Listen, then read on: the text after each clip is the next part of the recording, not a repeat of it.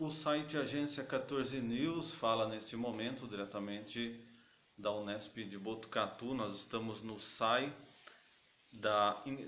de Infectologia aqui de Botucatu, que faz um trabalho de orientação, enfrentamento à AIDS. Eu estou com o Dr. Alexandre Naime Barbosa, ele que vai falar com a gente sobre esse tema importante.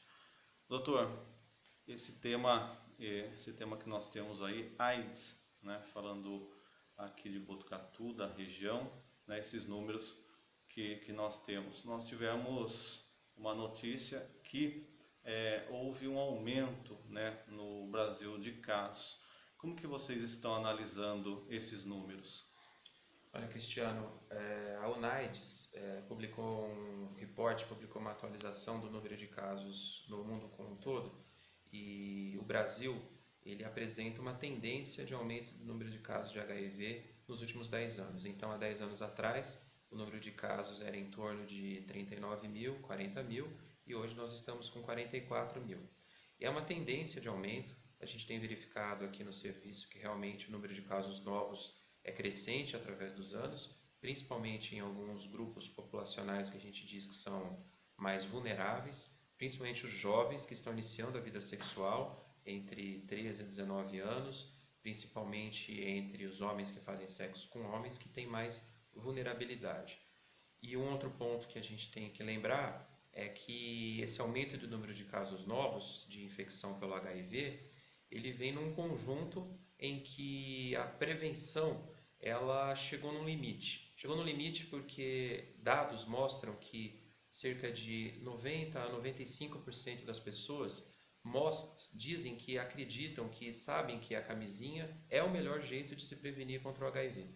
Mas apesar da imensa maioria, 95% das pessoas concordar que a camisinha é a melhor forma de prevenção ao HIV, apenas metade disso usa a camisinha em relações casuais, o que dirá então o uso da camisinha em relações estáveis. Ou seja, a pessoa sabe que a camisinha é a melhor forma de prevenção ao HIV, mas mesmo em relação casual, relação esporádica, não usa a camisinha.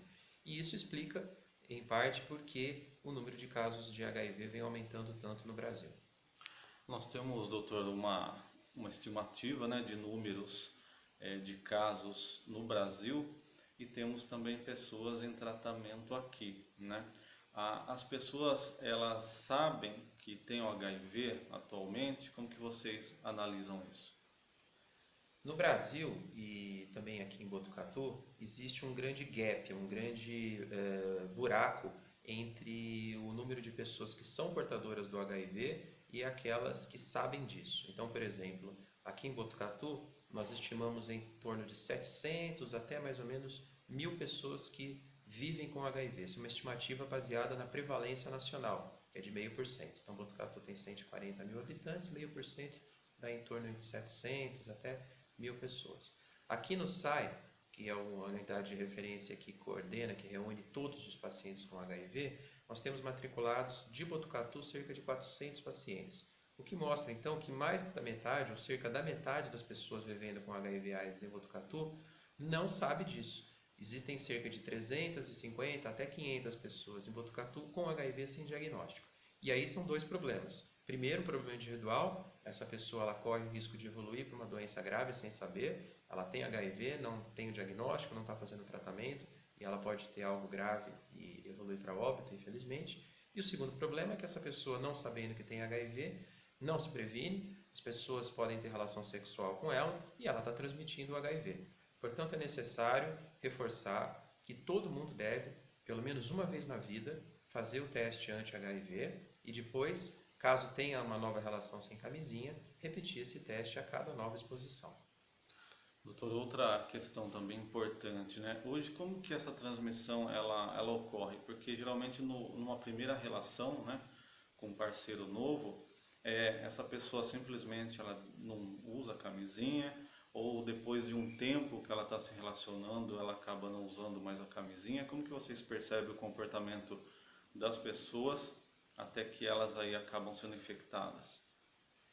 Olha, a questão do comportamento e da transmissão do HIV é importante dizer que houve uma mudança histórica e que isso precisa ficar claro porque algumas coisas do passado, algumas algumas mensagens do passado, algumas ideias que ficam até hoje mudaram. Então, por exemplo, antigamente a gente falava em grupo de risco para HIV. Isso lá no começo da epidemia.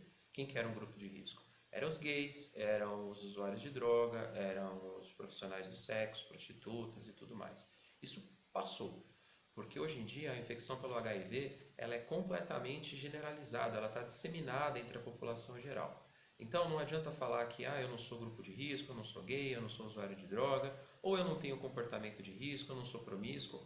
Hoje em dia, mesmo que a pessoa só tenha tido um parceiro na vida toda, ela pode sim ter HIV. A gente tem inúmeros casos, por exemplo, de mulheres casadas que só tiveram um único parceiro na vida, que foi o marido, e que acabaram pegando HIV porque o marido teve relação extraconjugal.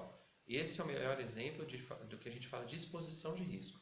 Se você teve alguma relação sexual desprotegida na sua vida, quer seja com o marido, quer seja com a esposa, quer seja com o namorado, você deve fazer o teste de HIV. E toda vez que você repetir esse hábito de fazer sexo sem camisinha, há que se repetir o teste.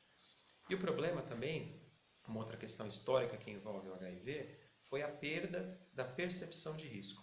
Então, lá no começo da epidemia, quem nasceu na década de 70, nasceu na década de 80, já cresceu com um grande medo, porque tinha aquela mensagem que HIV era uma doença fatal, uma doença que é uma sentença de morte, e essas pessoas, as mais velhas, com 30, 40 anos, costumam sempre usar preservativo, ou pelo menos têm uma adesão maior ao uso do preservativo.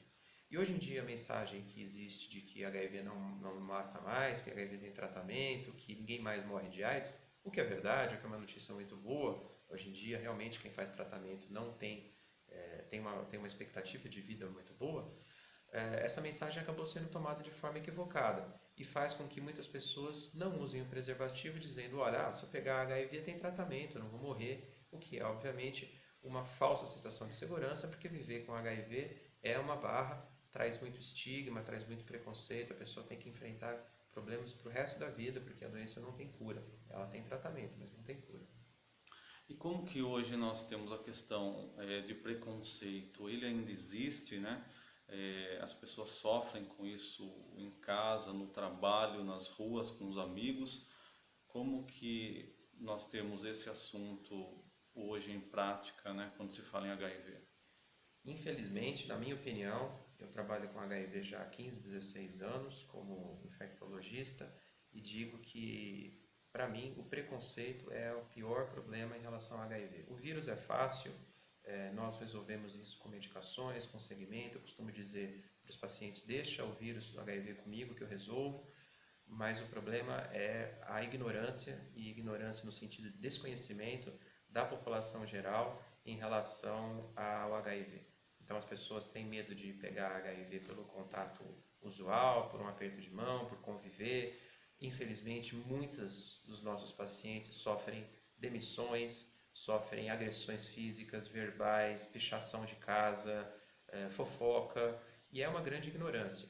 O HIV só se transmite através de relação sexual desprotegida, relação sexual sem camisinha ou contato com sangue de pessoas que são portadoras. Por exemplo, compartilhamento de objetos íntimos do tipo tesoura, alicate de unha, ou receber sangue de uma pessoa portadora do HIV, o que não acontece mais porque os controles de banco de sangue são muito efetivos. Ou seja, você não vai pegar HIV se você não transar com alguém, se você não fazer sexo com alguém que tem HIV, ou se você usar camisinha. Então não faz o menor sentido esse preconceito, esse estigma que a população tem.